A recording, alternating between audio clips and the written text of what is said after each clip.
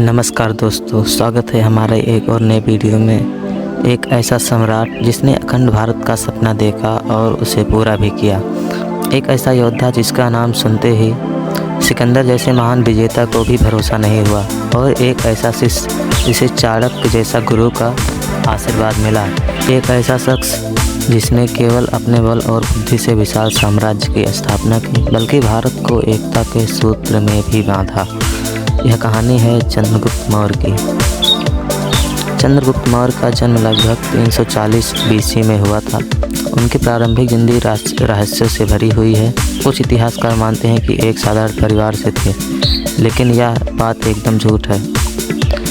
बात यह है कि इनके पिता चंद्रवर्धन मौर्य, जो कि एक प्रांत में राज्य शासन किया करते थे, धनानंद के योजनाओं द्वारा इन्हें छल से मार दिया गया। गुप्त का बचपन कठिनाइयों से भरा था। कहा जाता है वे नंद वंश के शासकों के अत्याचारों से बीच पड़े हुए। नंद वंश उस समय भगत पर शासन किया करता था, और उनकी क्रूरता और भ्रष्टाचार ने जनता को ग्रस्त कर रखा था।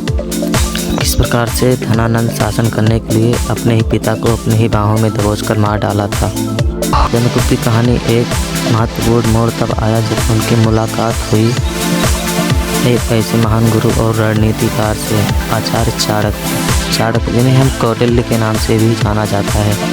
एक दूरदर्शी विद्वान थे। वे नंद वंश के अत्याचारों से ग्रस्त थे और एक ऐसा नेता की तलाश में थे जो उनके सपनों को साकार कर सके।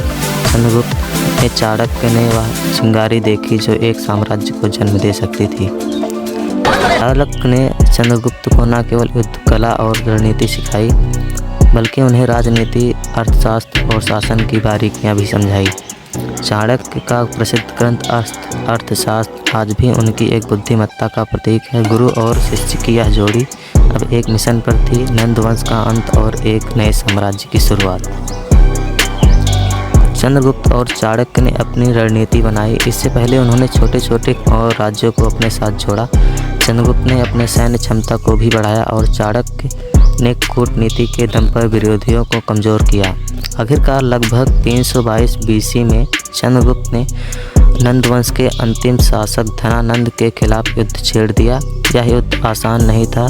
नंद वंश की सेना इतनी विशाल थी, लेकिन चंद्रगुप्त की रणनीति और साहस ने उन्हें जीत दिलाई। पाटलिपुत्र, जो आज पटना में है, वह चंद्रगुप्त की राजधानी बना। इस तरह मौर्य साम्राज्य की नींव पड़ी।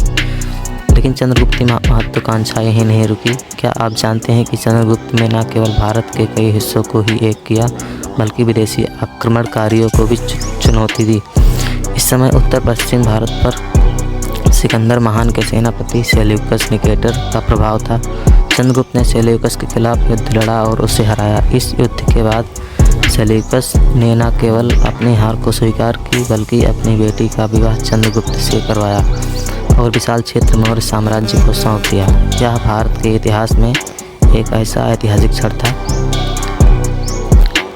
चंद्रगुप्त का साम्राज्य अब अफगानिस्तान से लेकर बंगाल तक और हिमालय से लेकर दक्षिण भारत तक फैल चुका था। उस समय का सबसे बड़ा साम्राज्य था।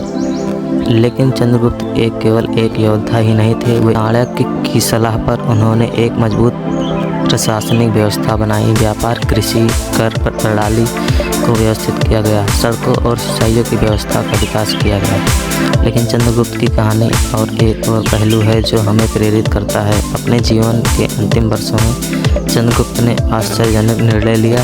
उन्होंने जैन धर्म को स्वीकार करके और अपने बेटे बिंदुसार को सिंहासन सौंपकर संन्यास ले लिया। कहा जाता है वे कर्नाटक के श्रवणबेलगोला में चले गए और वहां ध्यान और तपस्या में अपना जीवन। वीडियो अच्छा लगा हो तो चैनल को सब्सक्राइब एंड वीडियो को लाइक करना बिल्कुल ना भूलें। अपने दोस्तों के साथ शेयर करें, एक कमेंट अवश्य करें।